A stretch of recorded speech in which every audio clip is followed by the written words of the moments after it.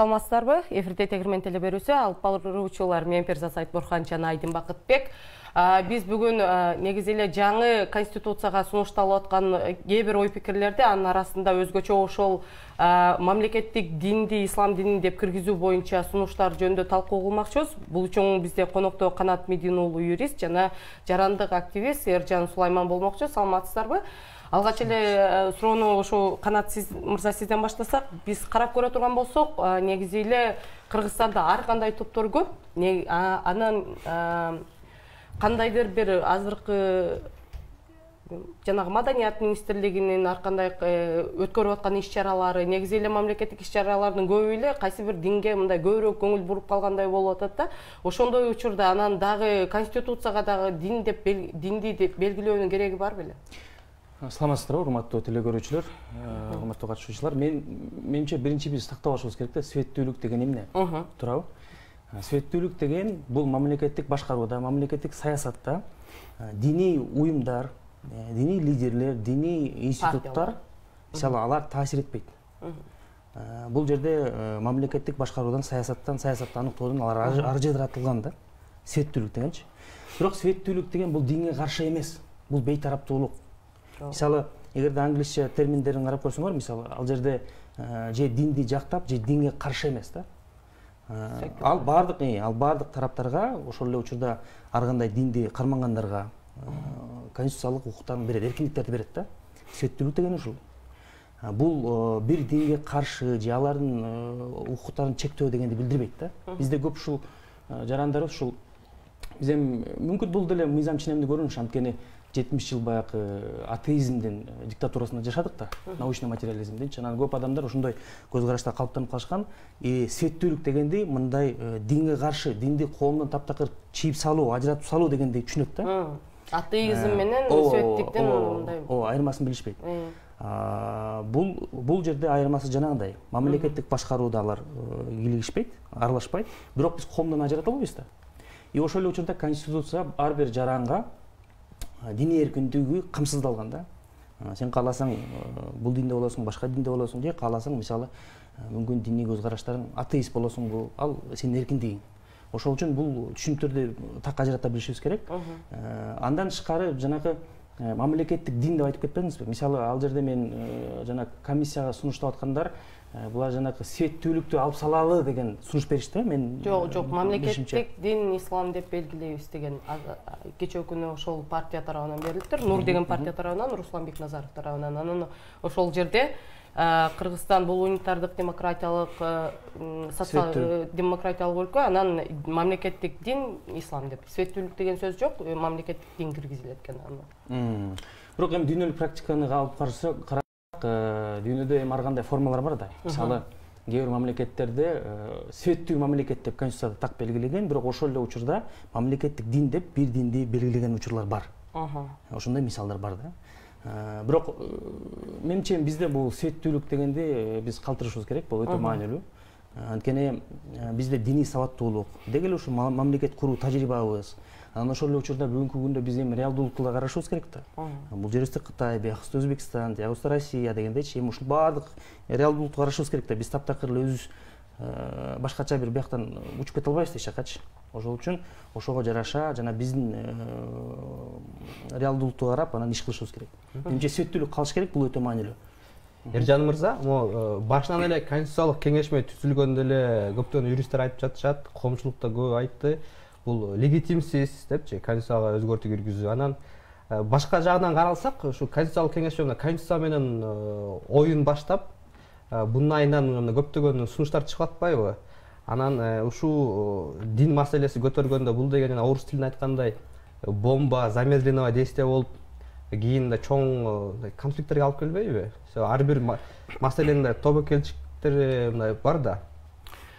Туура, ушул конституциялык реформаны легитимсиз башталгандыгы жана конституциялык кеңешменин алкагында айтылып жаткан кээ бир сөздөр тобокелдиктерди жаратты да. Биринчиден баягы легитимсиздиги 22 октябрда Жогорку Кеңеш кабыл алган конституциялык мыйзамда конституцияга өзгөртүүлөрдү киргизүү аркылуу конституциялык реформаны жүргүзүү деп кабыл алган мыйзамды өзгөртүүлөрдү киргизүү деп. Кийин конституциялык кеңешме даяр жаңы редакциясынын долбоору менен иштеп баштады да, өзгөртүү киргизүү эмес, жаңы долбоор боюнча. Анан эмнеге мындай болуп жатат деген суроолорго коомчулуктагы конституциялык кеңешменин айрым мүчөлөрү эми азыркы конституциянын автору Кудай беле аны эч баягы алмаштырбагандай өзгөртүү гана киргизгендей деп ушундай бир тобокелдиктерди жараткан сөздөр айтылды. Эми эч бир конституциянын, эч бир мыйзамдын автору Кудай эмес. Сиздер иштеп чыккан конституциянын долбоорунда автору Кудай болбойт. Анда эртең келген башка саясий күчтөр ошол эле негизде азыркы мыйзамдарды жокко чыгарып салабы деген суроо жаралат да. Бул деген мындай укукчулар үчүн бир мындай түшүнүксүз бир абал болуп калды да, мындай негиздемелер. Ушундай тобокелдиктерди жаратат. Азыр мына биз көргөндөй коомчулукта, кыргыз коомчулугунда ансыз деле ички ажырымдар көп социалдык топтордун арасында. Анан ушул конституцияны өзгөртөбүз жана башка сөздөрдүн аркасы менен эми ар кандай сунуштар, демилгелер келип түшүп атат. Кече ошол Нур саясий партиясынын төрагасынын кагаз жүзүндө сунушун көрдүм. Ошол светтикти алып түштү, анан дини ислам деген сунуш киргизилип жатат. Тилекке каршы мына буга чейин саясатчылар эгер баягы уруулук, аймактык, улуттук жана башка ошол эле мезгилде диний дагы иденттүүлүктү добуш топтоо үчүн колдонуп келген болушса, эми кээде ушундай эми диний иденттүүлүктү, мусулманчылыкты дагы ошол саясий упай топтоо үчүн, добуш алыш үчүн колдонууга баратышабы деген суроо жаралат да. Канат мырза эң туура айтты, ошол светтүүлүк бул бейтараптуулукту, балансты камсыз кылат. Бирок ушундай сунуштарды келтирип аткан эми мына саясатчы болуп таанылган инсандар, алар ачык айтып атпайбы, дебаттарда да айтылды. Алар айтып атат, мына ислам ченемдери, шарият ченемдери киргенден кийин гана коррупция дагы жоюлат экен, башка көйгөйлөр да чечилет экен депчи. Демек бул деген бул жөн эле баягы конституцияда мисалы бөлөк айрым ошол Европа өлкөлөрү сыяктуу бир Кудайга болгон бир ишенимди мындай символикалуу түрдө белгилөө гана эмес, бул жерде баягы балким дин негизинде башкарылууга тийиш болгон мамлекет боюнча демилгелер көтөрүлүп атат да.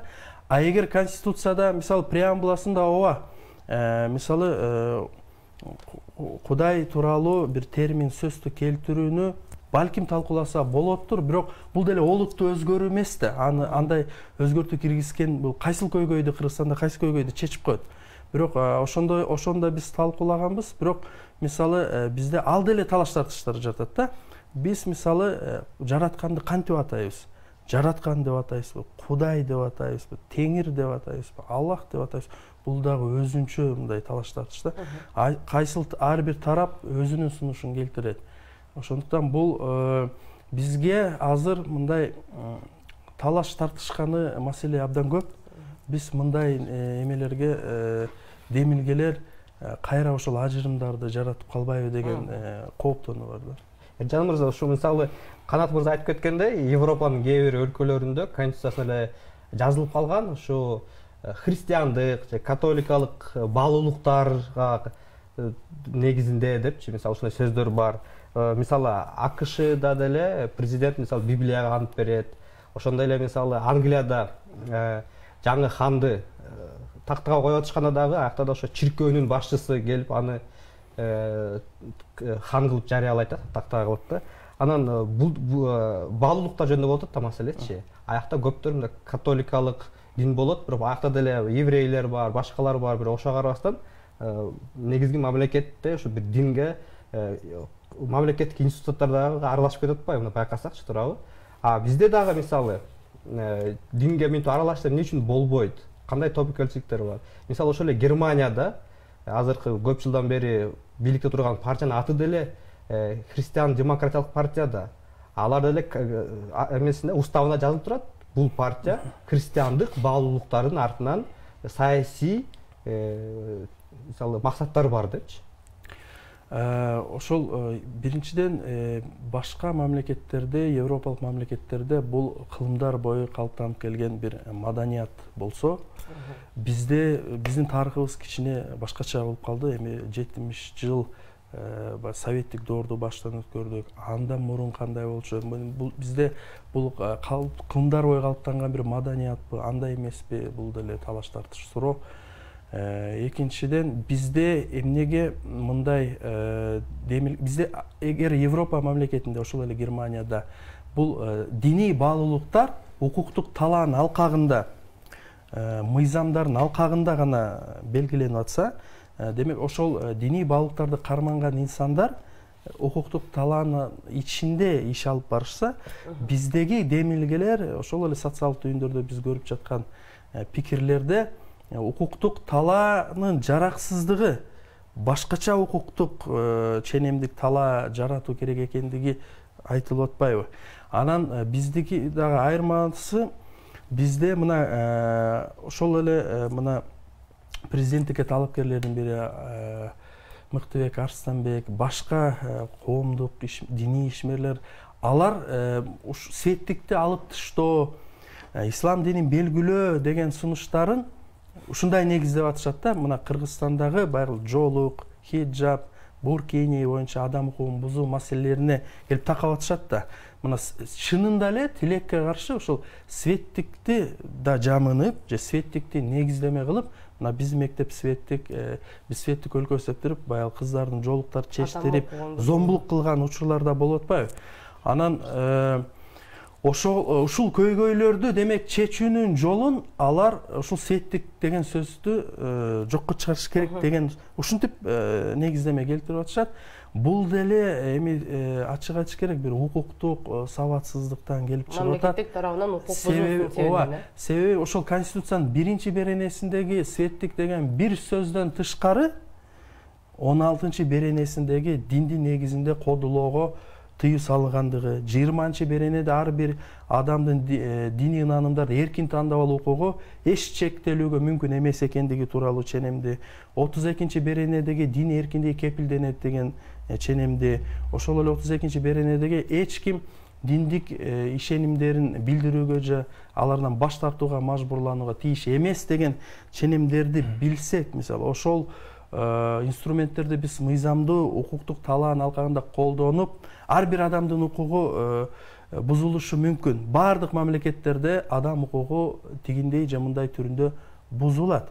Бирок ал укукту калыбына келтирүү жана коргоо үчүн мыйзамда көрсөтүлгөн инструменттерди колдонуш керек да.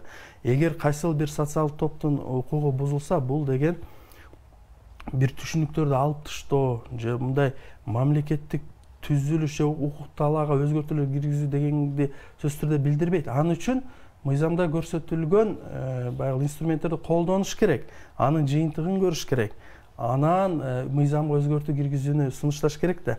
А бирок мына Facebook'та эле чектелип, мисалы ушундай деп ызы чуу салып, баягы нааразычылык билдирген менен чектелген болбойт да. Мисалы мен укук коргоочу катары ушул жоолук, хиджаб, анан буркини боюнча жазуу түрүндө кайрылуу менен Билим берүү министрлигине, Ички иштер министрлигине кайрылгам. Бир иш боюнча мына сотко чейинки териштирүү иштери болуп атат. Буркини маселеси боюнча, жоолук маселеси боюнча мурдагы күнү Билим берүү министрлиги билдирүү таратты. Демек коргосо болот экен да, демек күрөшсө болот экен. Чоң рахмат. Канат мырза, ушул эле суроо сизге да. Мисалы ушу Германия адам укуктары боюнча, мыйзамдуулук боюнча, экономика боюнча дүйнөдөгү эң алдыңкы өлкө, бирок аяктагы эң негизги саясий партия бийликте турган, өзүнүн уставына жазылып турат, биздин партия христиандык баалуулуктарды саясий максат катары көрөт деп ушундай формулировкадачы. Бунун Кыргызстанда мисалы ушундай сыяктуу партиялар ыйманга, динге такабай, ыйманга такап атышпайбы? Риторикасында да ыйман сөздөрү бар. Эмне үчүн мындай коркунуч жаратып атат? Эмне үчүн биз коркпошубуз керек андан? Биринчи мен жанагы Конституциялык кеңеш менен легитимдүүлүгү жөнүндө кыскача айтып кетейин пикиримдечи. Анткени негизи демократияда бийлик булагы эл да. Биз эми ушул талкууну токтотушубуз керек го деп ойлойм да. Анткени мисалы Конституциянын легитимдүүлүгү боюнча бул баягы. Анткени элибиз референдумда добушун берди. Биз анын чечимин сыйлашыбыз керек да. Анткени мисалы эми бийлик булагы эл. Эл эгерде чыгып туруп мисалы референдумда өзүнүн чечимин берип атса, ал мисалы Конституцияда эми бирөө чектөө койсо, эми ал киши эми элден бийик эмес да, туурабы? Ошон үчүн эми бул маселе боюнча менин көз карашым да, оюм. Жанакы Германия боюнча, Германия негизи жана секуляризм деген түшүнүк, ушул светтүүлүк деген түшүнүк, ошол батыш Европада пайда болгон да. Өзгөчө ушул буларда аябай диний согуштар, орто кылымдарда эми аябай көп ушундай окуялар болгон да. Булар башынан өткөрүштү. Басымы, инквизиция, булар мунун баарын басып өтүштү да.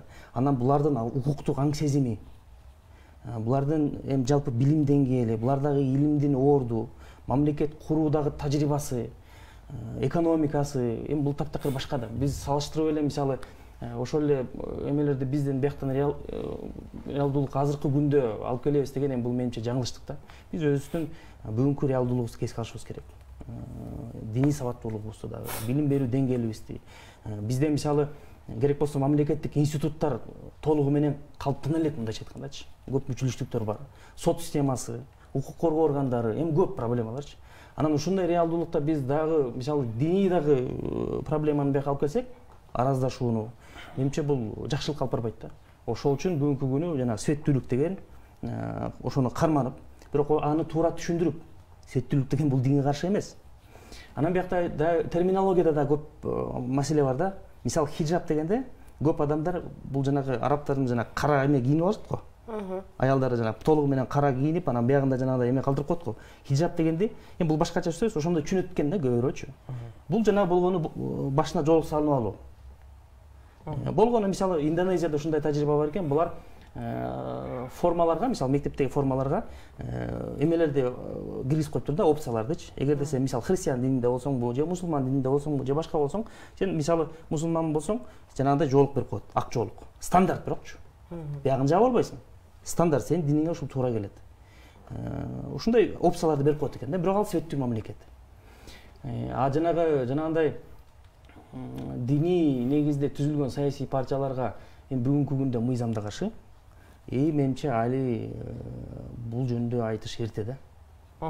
Деги эле талкуу кылыш менимче азыр биздин реалдуулукта мүмкүн эмес. Негизи азыр дагы бир нерсе жөнүндө сөз болуп кетти да. Ошол кайсы бир диндердин күч алышына саясатчылардын орду көптөй болуп көрүнүп атат да. Себеби дегенде мисалы үчүн добуштарды алуу үчүн көпчүлүк кайсы бир партиялар бул же тигил динге тиешелүү экенин билдирип, же болбосо мисалы үчүн айылдарда мечит кургандар деле көп да. Мисалы үчүн саясий партиялар мисалы үчүн көптөгөн керек болсо элдин нанын уурдап жеп туруп барып бир эме салып берип койгондор деле көп да.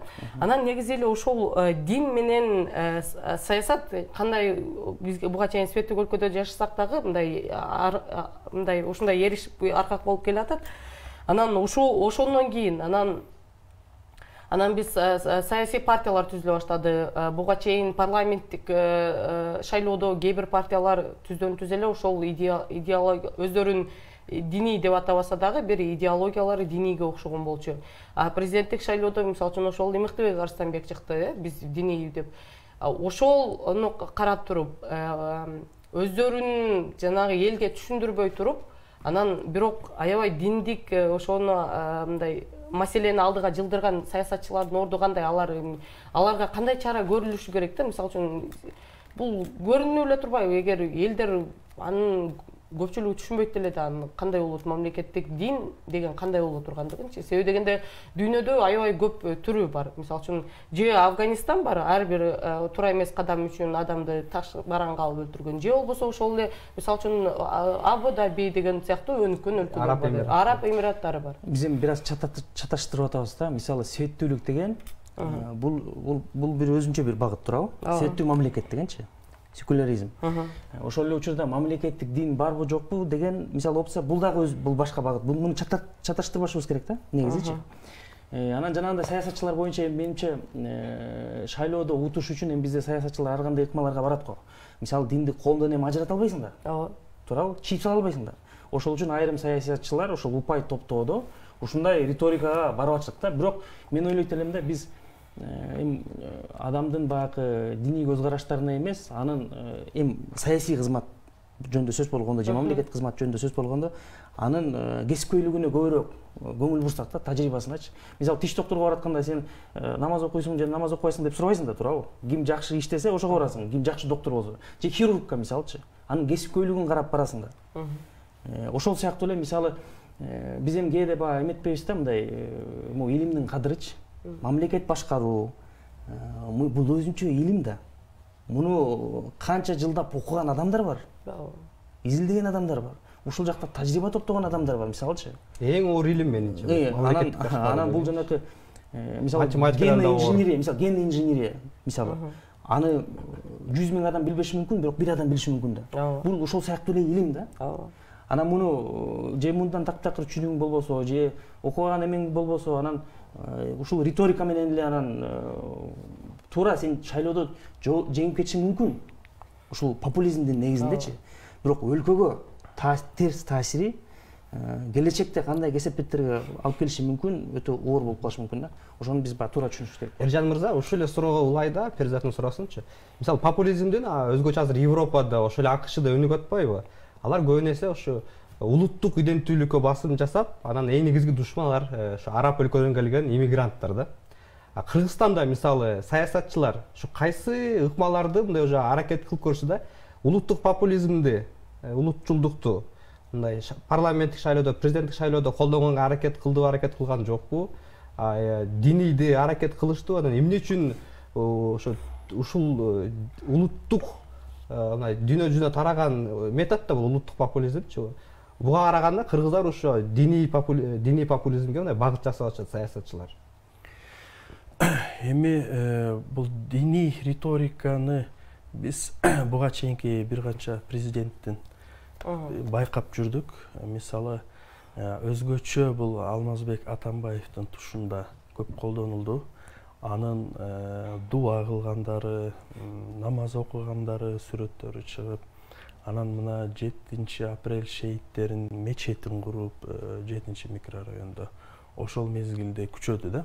Анан биз билебиз, Атамбаев көп хадистерди айтып калчу, мисалы интервьюларында.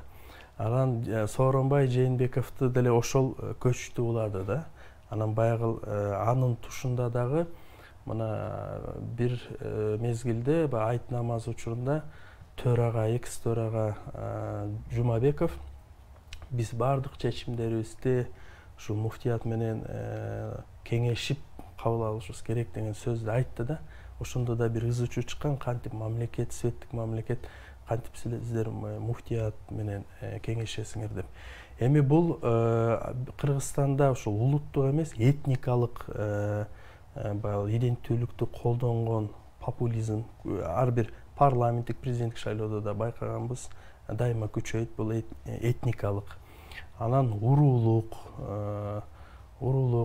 аймактык өзгөчө.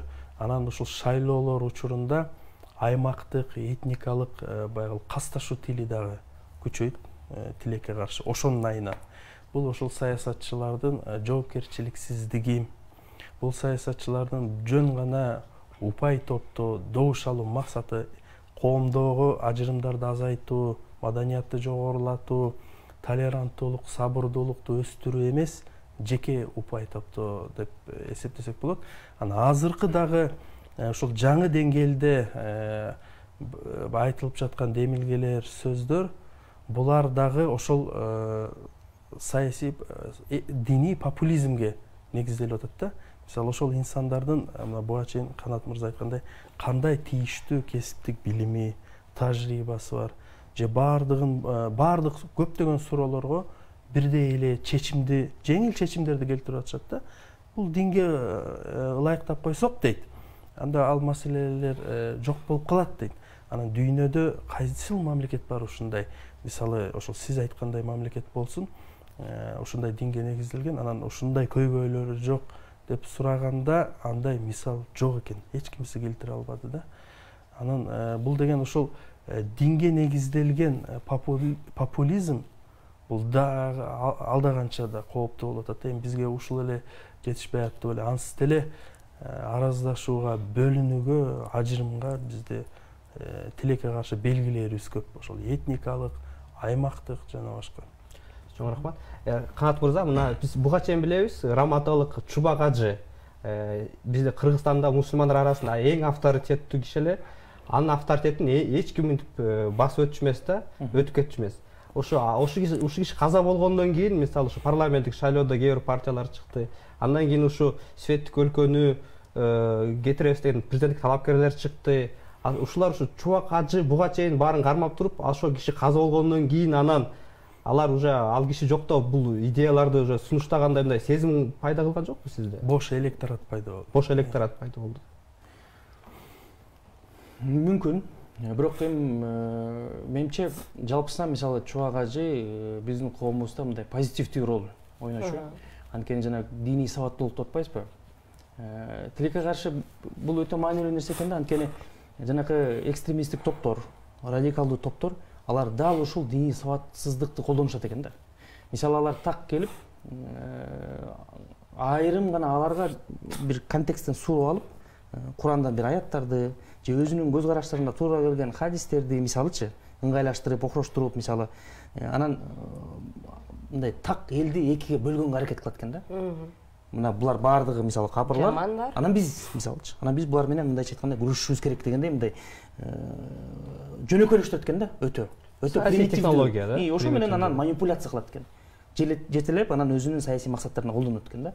Мына ушул жактан Чубак ажынын менимче позитивдүү ролу өтө чоң болгон да. Анан эми мындай даражадагы бизде авторитеттүү мисалы ишмер болгон эмес, туурабы? Анан азыр ошол мисалы боштондукту бирөө ээлейин деген баягы ар кандай аракеттер болуп атат болуш керек да. Бирок ушунун негизинде саясатка аттанабыз деген эми бул чоң бир суроо да.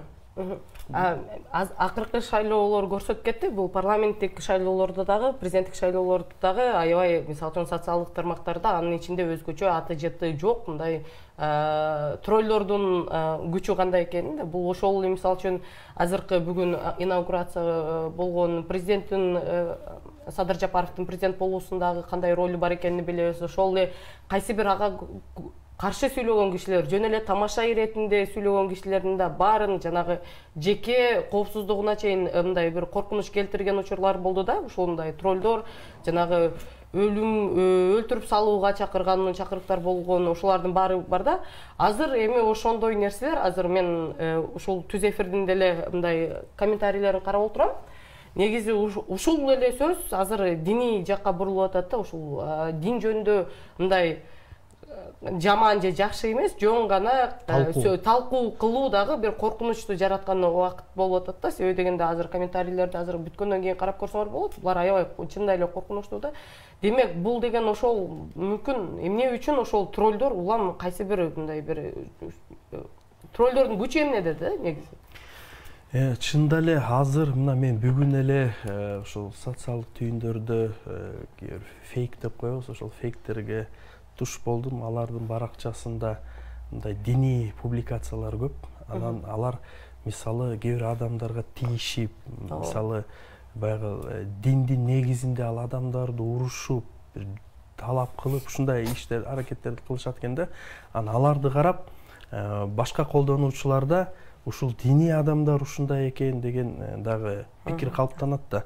Анан ушундай да, мисалы карабайсызбы, ушундай да күчтөр бар экен. Булар диний тарап сымал болуп, анан бир араздашууну жараткан. Ошол эле мезгилде тилекке каршы илимдүү, билимдүү биздин инсандарыбыз, кээ бир жарандарыбыз да өтө эле демонизациялоого баягы берилип кетип атышат да. Мисалы афганизация, Афганистан деп эми мындай такыр эле бир жолукту дагы бир азыр жолукка уруксат берсеңер, эртең өзүңөр билбей каласыңар кандай болуп калган деген. Бул деле демонизация туура эмес да. Эми бул деле эгер биз баягы светтик түшүнүктүн алкагында өз ара урматтоону колдой турган болсок, бири-бирибиздин эркиндигибиз, укуктарыбызды колдой турган болсок, анда биз ар бир адамдын өзүнүн тандоосун колдошубуз керек.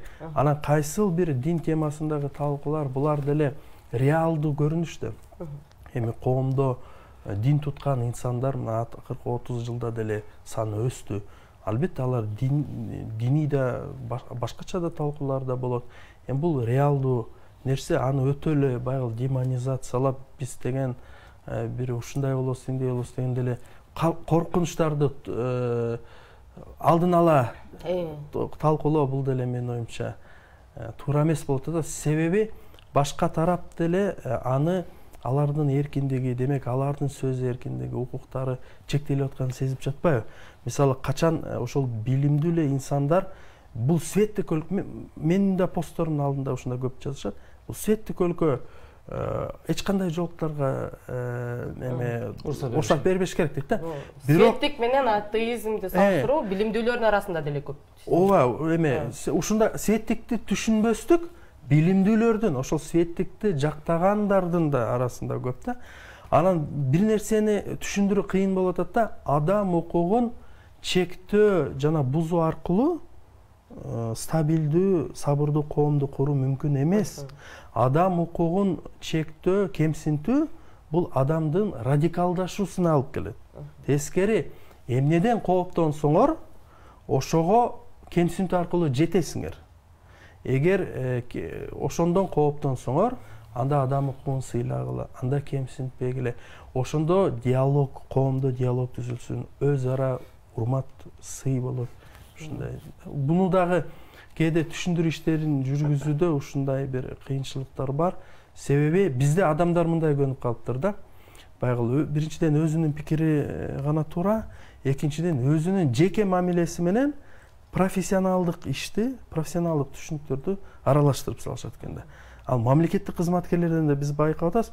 Эгер биз бири-бирибизге баарыбыз жакпашыбыз мүмкүн, кайсыл бир социалдык топ жакпашы мүмкүн, бирок сенин профессионалдык кесиптик ишиңе байланыштуу сен кабыл алган чечимдер бир гана мыйзамдын негизинде болуш керек да, мыйзам талаптарына негизделиш керек да. Сенин бир жактырбаган, сага жакпаган бир сезимдин негизинде болбош керек. Адамдар ачык айтып атат азырчы. Мага жакпайт дейт. Мисалчы, жакпаса жакпасын. Жакпаса жакпасын. Жакканга милдеттүү эмес. Ошо да. Эми менимче биякта эме да, жанагы талкуу маданиятычы өзүчө. Бул өтө маанилүү да. Бизде мисалы диний көз карашты кармангандар дагы, же мисалы буга чейин Эржан мырза айтып кеткендей жана светтик радикализм деген да бар да. Ушул эки тараптын радикализм бири-бири менен кагылышса эми конфликттерге алып келет. Мисалы биз эми салыштырып көрсөк, мына азыр коңшу мамлекеттерди карап көрөлү, туурабы? Жоолук салынсаң, же сакал өстүрсөң, такалып барып туруп бир жакка камап коет мисалычы, текшерет, артыңан куугунтуктоо, сенин конституциялык эркиндиктериңди чектөө мисалычы. Биз эми мектепке жана жолчан келүүнү айтпай эле коелу да, мисалычы. Ал жагынан караганда, диний эркиндик жагынан караганда биздин мамлекетибизде Кудайга шүгүр. Кааласаң намаз окуйсуң мисалычы. Кааласаң мисалы окубайсың, эми бул өзүңдүн эркиң да. Динде деле, динде мажбур жок дейт. Бул адамдын укугу, анын Кудай астында, Кудай менен өзүнчө мамилеси. Анан жанакы эме боюнча, мисалы жана шариаттык мыйзамдарды киргизүү, анан ушул багыт боюнчачы, мисалы Туркия 600 жыл Осман империясында жашады. 600 жыл. Туркиянын мамлекет куруу тажрыйбасы, алардын маданияты, салты, жалпы эле мамлекет куруу тажрыйбасы канчалык да? Мына ошол жактан мына Ататүрк келди кийин, саясатты бурду, кийин азыр Эрдоган келди. Мына ошол киши азыр ошол мамлекетте мисалы жана диний риториканы мындай жогорулатып аткан сайын коомдо ар кандай антагонизм бар, чоң. Туркияда. А бизде мамлекет куруу тажрыйбабыз канчалык? Бизде мамлекеттик институттар канчалык калыптанган? Бизде жалпы эле укуктук каң сезим, диний сабаттуулук канчалык? Мына ошого жарашан биз сүйлөшүшүбүз керек да. Анан бул реалдуулуктарды эске албай эле алдыга чаап кете бергенибиз бул туура эмес. Мен ойлойм, бул чоң бир конфликттерге алып келиши мүмкүн да. Ошол үчүн муну биз алдын алуу аракеттерди кылышыбыз керек. Канат мырза, сиз жакшы айтып кеттиңиз, ушу мамлекеттик институттар аябай өнүккөн, ушу өлкөлөр арасында ошо Франция кирет, мисалы Америка Кошмо Штаттары, Германия. Биз перизат экөөбүз даярданатында карап калдык да бүгүн. Ошо мектептеги жоолук салууну тыюу салуу боюнча мыйзамдар Францияда кабыл алынган экен, анан Германияда кабыл алынган экен. Анан ошол жакта кээ бир депутаттар Конституциялык палатага кайрылып, бул мыйзамды жокко чыгарабыз дегенде, Францияда секулярите деген түшүнүк менен жашайт экен. Алар жок, бул конституцияга карама каршы келбейт, жоолук тыюу салынсын деп чечим чыгарды. Ал эми Германияда болсо тескерисинче жок, жоолук салууга тагынган алар укуктуу. Биз бир дагы эч бир кыздын жоолук салынабы салынбай, алардын дин баалуулуктарын мамлекет эч качан бөгөт кое албайт. Алар каалаганча салынсын деп мындай эки өнүккөн демократиялык өлкө, бирок багыттар эки башка да айырмачы. Биз ушу Кыргызстан кандай багытта иш алып барышыбыз керек сизин оюңузча? Мына эгерде Европа мамлекеттерин мисалга алсак, мына Англияда деле алар эч кандай проблема жок. Эгерде жоолук салынып алып мектепке келип атсаң, сенин укугуң. И көп европалык мамлекеттерде бул укуктар берилген. Франция бул өзгөчө мисал. Анткени Францияда силер билсеңер, тарыхында карап көрсөңөр, алар мисалы жана крест бар го, христиандардын. Ошондой менен келсең да алып таштайт. Аларда мындай дин менен өзүнчө бир эмеси бар да. И аны жалпы Европада ушундай деп мисал алганга менимче туура эмес. Бизде коомубуздун басымдуу бөлүгү мусулмандарбыз. Бул эми реалдуу факт мисалычы. Анан коомдон динди ажырата албайсың. Бирок биз жанакы светтүүлүктү сактап, ошол туура түшүндүрмөсүн элге жеткирип, мына ушул багытта кете беришибиз керек. Жана бүгүнкү күнү менимче Конституцияда биздин мамлекетибизде диний эркиндүүлүк толугу менен камсыз болгон. Биздечи мамлекетте. Албетте, кайсыл жерден проблема чыгып атат. Мисалы, жанагы мамлекеттик институттар деп атпайбызбы? Жалпы эле саясий система, экономикалык абал көп учурда ошол бир аярлуу бир катмарларды пайда кылат, мисалычы. Анан ошолорго жанагындай экстремисттик топтор, мисалы, жөнөкөйлөштүрүп риториканы, чечим мына ушул жерде. Ушул багыт менен эле барсак, баары чечилип калат. Экономика өзгөрүп кетет, баардыгы өзгөрүп кетет дегендей баягы чакырыктарды таштап атышпайбы? Бирок алардын артынан биз ээрчип кетип, мисалы чубак ажайтчы сабырсыздар депчи. Алардын артынан ээрчип кетип, эртең таптакыр башкача биякта бир система орноп калбасын. Ал дагы бар да. Алда коркунуч бар да. Ошону биз эске алышыбыз керек деп ойлойм. Эржан мындай суроо. Таптакыр дегеним ошол мисалы биздин коңшуларыбыз бар, чоң мамлекеттер бар. Анан таптакыр биякта бир биз көрбөгөндөй бир диктатура орнойт, авторитаризм орнойт ушундай. Анан бүгүн көрсө азыркы учурда жакшы болчу эле дейбиз да. Анан Эржан мындай суроо да, акыркы убакта мисалы үчүн карап көрдүк, ошол эле диний багыттагы партияны катташты. Булар өздөрүнүн ачылгандыгы жөнүндө расмий билдирүү болду, бирок менин билишимче мыйзамда бул диний багыттагы партияларды ачууга тыюу салынган. Биринчиден, экинчиден анан ошол эле учурда жанагы биздин маданият министрлиги бул маданияттан көбүрөөк артка тартылып, көбүнчө бир ыймандын министри болгондой ой пикир калтырып атат да. Ар бир керек болсо YouTube'да чыккан шоулорду баарын контролго алууга, кайсы бир керек болсо ошол эле азыркы Нуржигит Кадырбеков укуктан улут бийик деген бир марштарды өткөрүп жүргөнүн деле убагында билип жүрөбүз да. Демек ушулардын баары биригип келип, мындай кайсы бир кайрадан ошол мүмкүн кыргыздарда 70 жылдан бери жанагы атеисттик өлкөдө жашап, светтик эмес, бул атеисттик өлкө, динге толугу менен каршы болгон өлкөдө жашап жүрүп, анан ошол кайсы бир жетишпей калган нерселерди жабыш үчүн ошол азыр көбүрөөк динге басым кылганды билдирип, бул негизи эле ошол эмне үчүн кээ бир ошондой мамлекеттик саясий кызматты ээлеген кишилер да ушундай жолдорго барып атат да. Ошо буга чейин мен айткандай, ошол кызмат адамдары өздөрүнүн жеке мамилесин, анан кесиптик ишин, бул өтө кеңири тараган көрүнүш экен биздин мамлекетте. Жеке мамилеси менен кесиптик милдеттен айырмалай билбегендиги. Жеке мамилесине жараша чечимдерди кабыл алгандары, жеке өзүнүн кайсыл бир топко же көрүнүшкө жасаган жеке мамилеси негизинде ошол өзү жетектеген мекеменин саясатын жүргүзгөндөрү ошол өтө кооптуу. Эми биз кандай мамлекет, кандай бул маселелерди кантип чечишибиз керек, кандай мамлекет курушубуз керек дегенде, азыркы Конституциянын 16-беренесинде белгиленгендей, адам укуктары жана эркиндиктери эң жогорку баалуулук деген багытта биз кетишибиз керек. Ошол эле чет өлкөлүк мисалдардан, мисалы Англияда ошол Индиядан көчүп келген сикх деп коет, башында мындай узун чалмаларды кийишет. Алар диний ынанымынын негизинде чалмасын чечпейт да. Бул мисалы жоолук, хиджаб же ошол сикхтердин чалмасы бул диний ынанымдын ажырагыс бөлүгү жана атрибуту болгондуктан, а эгер конституцияда, мисалы биздин конституцияда диний ынанымдардан баш тартууга эч ким мажбурлай албайт. Демек, жолуңду чеч же ошол чалмаңды чеч деген сөз бул диний ынанымыңдан баш тарт деген мажбурлоо болуп эсептелет, конституцияга каршы келет.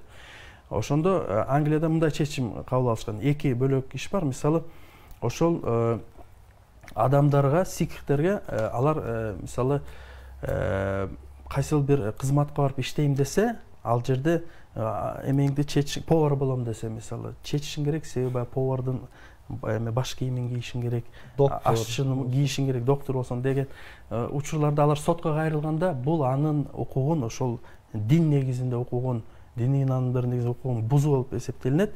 Ал ошо чечпей иштей алат деген чечим кабыл алынган. Бирок башка иш боюнча, мисалы, стройкада, курулушта иштеп жаткан сикх, ал башына баягы курулушчунун каскасын кие албайт да, коопсуздук каскасын кие албайт, себеби ал чалманын үстүнөн батпайт. Ошондой учурда, мисалы, жумуш берүүчү аны ишке албай койгондо, ал сотко кайрылганда, сот мында ошол жумуш берүүчүнүн аракети мыйзамдуу деп кабыл алган, себеби бул маселеде анын диний ынанымы жана коопсуздугу деген маселе таразага коюлганда, коопсуздугу жеңип кеткен да. Себеби ал коопсуздук каскасын кийбеген учурда, курулуш учурунда эртең ден соолугуна, өмүрүнө, ден соолугуна зыян келиши мүмкүн дегенде, мисалы ушундай чечкен. Көрдүңүзбү? Ошон үчүн мамлекеттик саясатта ошол адам укуктары биринчи багытта болуш керек. Адамдардын эркиндигин биз сыйлашыбыз керек. Коомдо диалогду өстүрүү керек, бири-бирибизди түшүнүү керек. Мен кошумчалап кетсем болобу? Биз бир нерсени түшүнүшүбүз керек да. Могу технологиялар өнүккөн сайын биздин коомдогу өнүгүп, эми татаалдашып баратат да. Мисалы, маалыматтык технологиялар мурун эми кандай? Мисалы, бул технологиялар жокто, баарыбыз бир 2-3 жактан эле сугарылчубуз да маалыматкачы. И баарыбыздын көз карашыбыз эми окшош эле болчу, мындайча айткандачы. Бүгүнкү күндө технологиялар өнүккөн сайын, ушул маалыматтык технологиялар өзгөчө, интернет өнүккөн сайын ар кандай көз караштагы адамдар пайда болот. Бул эми нормалдуу көрүнүш. Биз бирок ошондой, бул эми жалпы глобализация аламдаш ошого баратат да.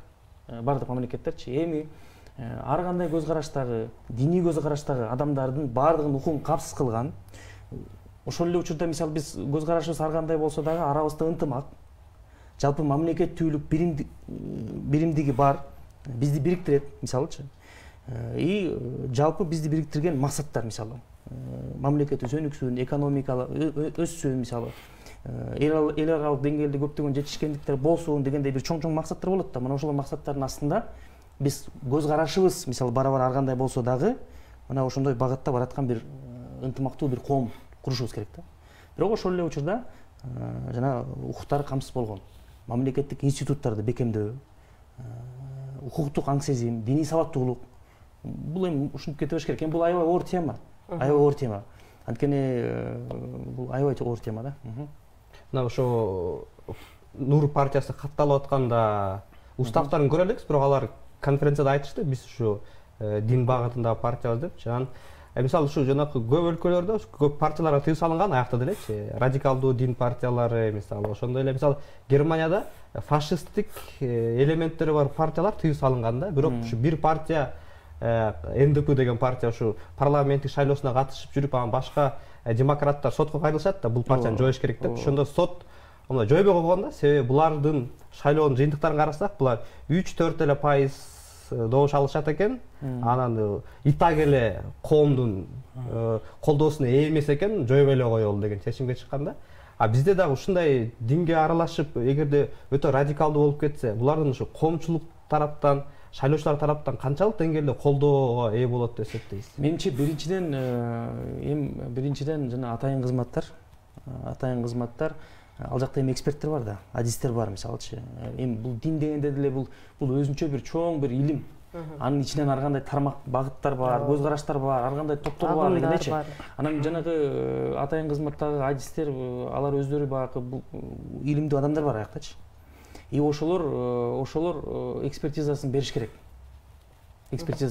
Кайсыл багыттагы кайсыл көз караштагы мисалы топтор депчи, мисалы биринчиден менимче катталардын алдында, экинчиден алардын уставында мисалы биздин мыйзамдарга ал жактагы максаттар, көрсөтүлгөн максаттар туура келеби, туура келбейби? Ошолордун баарын карап, мисалы менимче юстиция министрлиги мисалы четке кагышы да мүмкүн, туурабы? Каттоосунчу.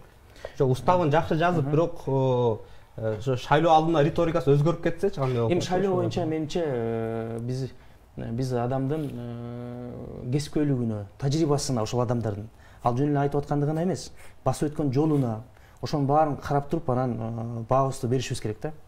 Анткени бул жерде эми баягы манипуляция кылыш азыр эми оңой болуп калбадыбы? Азыр оңой болуп калбадыбы? Анан ушунун баарын карашыбыз керек да. Ошол динде деле, мисалы мен да бир аз окуйм ушул маалыматтардычы, динде деле адамдын кесипкөйлүгүнө караш керек. Тажрыйбасына.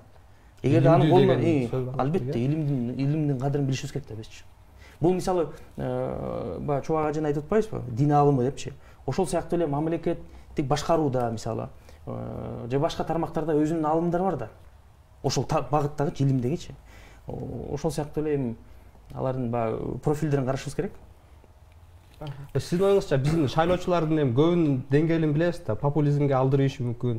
Шайлоочулардын саясий маданиятын акыркы парламенттик шайлоо көрсөттү, канчалык деңгээлде экенинчи. Анда өнүгүшүбүз керек. Ушундай форматта ушундай радикалдуу диндин риторикасын колдогон партиялар коомчулуктун колдоосун алып кетип, парламентте көп орун алып кетиши мүмкүнбү? Эми парламенттик шайлоо көрсөткөндө Ыйман Нуру партиясы ошол диний риториканы колдонгон. Анан президенттик шайлоодо Мыктыбек Арстанбек колдонду ачык эле. Бирок жыйынтыгында 1,8 жаңылбасам пайыз гана добуш алды. Бизде деле ошол мына ачык эле мына президенттикке талапкер өзүнүн программасында ошого негиздеп, дебаттарда ошол диний көз караштарын менен гана айтуу менен чектелип атты. Бирок аз добуш алды да. Демек буга да көңүл буруш керек. Бул деген көп бир мындай колдоочуларга болгон жок. Ошол эле мезгилде, бирок ошол эле мезгилде мындай кооптонуу болушу мүмкүн. Бизде баягы акыркы мезгилде фанатизм деген көрүнүштү көп талкуулап атабыз да. Анан эгер кумирлер, ошол саясий аренадагы айрым кумирлер үмүттү актабаган күнү, мисалы ошол адамдар, ошол аны ээрчиген адамдар, фанаттар десек, алар фанатизмден арылып калбайт да автоматтык турда. Демек аларга жаңы кумир табылабы деген маселе бар да. Ошондой кооптонуу бар. Анан кийинки жаңы кумир ал кандай болот, ал кандай көз карашта болот. Анан буга чейин айтылып атты, баягы мамлекеттик органдардагы адистер жок. Мамлекеттик атайын кызматтарда дагы тиешелүү деңгээлдеги адистер жок. Аны биз мамлекеттин жүргүзүп жаткан саясатынан көрөбүз. Себеби мына биз бир долбоордун алкагында жабык мекемелерде, түрмөлөрдө мисалы экстремизм жана терроризм беренелери боюнча соттолуп кеткендер менен алардын укуктары канчалык деңгээлде сакталып жаткандыгы боюнча мониторинг жүргүзгөнбүз. Ошол жерде алардын укуктары одоно бузулуп жаткандыгын күбө болдук да. Анан көпчүлүк ушундай соттолгон жарандар, алар өздөрү да айтып атат, мисалы биз ушу түрмөдө радикализация болуп атат депчи. Адилетсиз, мыйзамсыз намаз окуганым үчүн же Facebook'та өзүм билбей лайк басып койгон үчүн. Лайк баскан үчүн мисалы бир араб тилинде бир ырдап аткан, эми кулагына жакты, ал түшүнбөйт эмне деп ырдап жаткан, лайк басты, репост кылды, же WhatsApp'тан бир арабча бир башында жакшы жазылып келатып, аягында бир эки сөз туура эмес болуп калып, мисалы бир кайсыл бир тыюу салынган уюмга тиешелүү болуп калып, ошону репост кылып койгон үчүн мисалы соттолуп кеткен жарандар, бул адилеттүү мисалы. Анан ошол аларды ошол жабык мекемелерде дагы жабык мекеменин ичинде жабык имаратта кармашат.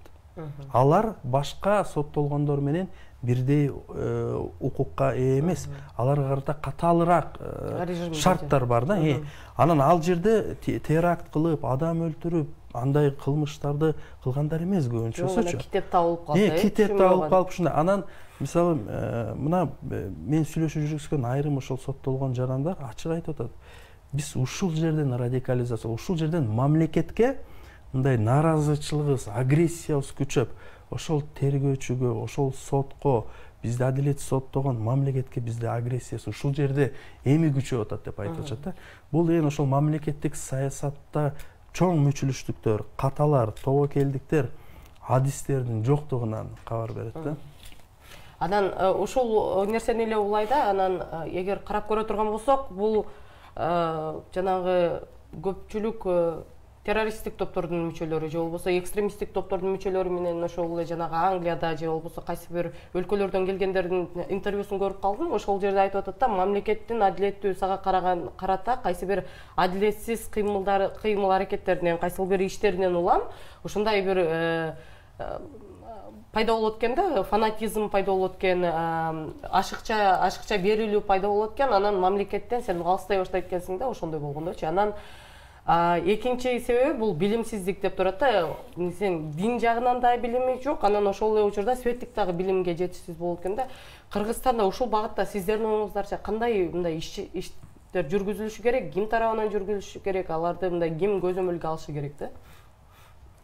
Бул аябай комплекстүү маселе да. Мисалы, билим берүү тармагы бул өзүнчө бир чоң багытта турабы. Анан ал жерде мисалы биринчиден жанакы баягы террористтик уюмдарды окупайбызбы? Мен бир аналитикалык статьяны окуп калдым. Ошол жерде айтып атат да, алар баягы жөнөкөйлөштүрүп, алар жана биз деген гана эме логика алып келет депчи. Мисалы, эгерде биз мектептерде жана жол салынууга тыюуларды сала берсек, ушундай көрүнүштөр улана берсе, ошол эле учурда ал жара мисалы сот адилетсиздигин көрүп атат. Бир байдын баласы мисалы киши өлтүрсө деле чыгып кетет, а бирөө тоо курдаса камалып кетип атат мисалычы.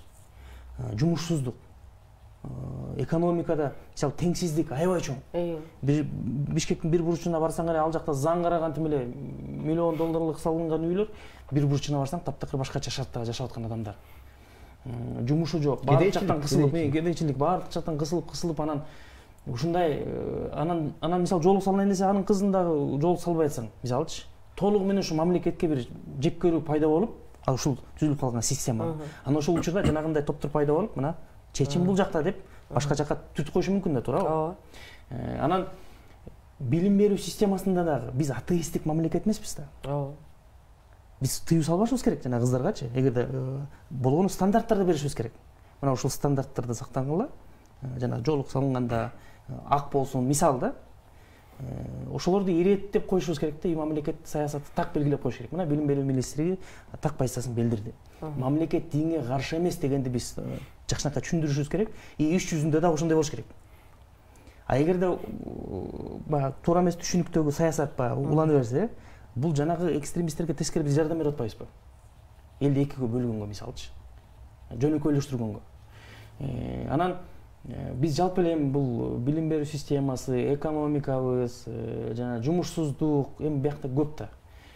Диний сабаттуулук мисалчы, бул баары аябай чоң бир мамлекеттик саясат да. Тилекке каршы бизде мына көп жылдан бери ушул жалпы мамлекетибизде абалдын айынан бул багыттардан баягы ийгиликтүү саясат болбой атат да, тилекке каршы. Мүмкүн азыр жаңы шайланган бийликтер келди, мүмкүн жакшыраак болоттур. Кыскача Жан мырза, убактыбыз бүтүп барат. Бул мамлекет диний сабаттуулукту же башка илимдердеги сабаттуулукту арттыруу боюнча иш алып барыш керекпи, же албаш керекпи деген бул өтө мындай талаш тартыш маселе. Мамлекет кээ бир багыттарга кийлей иш албайт, мисалы ошол дин эле багытында. Бирок мамлекет кандай иш алып барыш керек? Мамлекет көп түрдүүлүктү, сабырдуулукту, толеранттуулукту бекитүү боюнча иш алып барыш керек. Ал үчүн мына ошол эле окуу жайлардагы окутуу, билим берүүнүн мазмунунан баштап, ошол мугалимдердин окуучуларга кылган ошол жолук боюнча келип чыккан маселелер, мисалы мамилесинен тышкары билим берүүнүн мазмунундагы дискриминациялык жоболорду алыш керек. Себеби эгер китептерде, мектептеги китептерде кайсы бир топко таандык адамдар шылдыңга алынып атса, мисалы, анда ал кандай бул деген сабырдуулукка тарбиялабайт балдарды.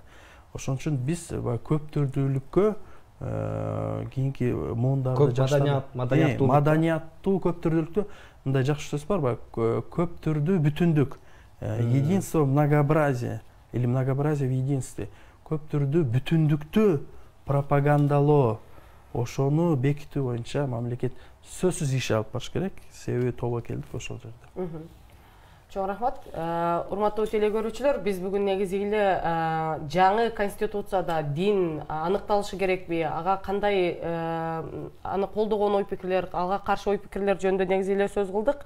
Алып баруучулар менен Перизат Сайтбурхан жана Айдын Бакытбек. Бизде болсо бүгүн конокто жарандык активист Эржан Сулайман жана юрист Канат Медин уулу болду. Келип бергениңиздер үчүн чоң рахмат. Кийинки берүүлөрдөн көрүшкөнчө сак саламатта туруңуздар.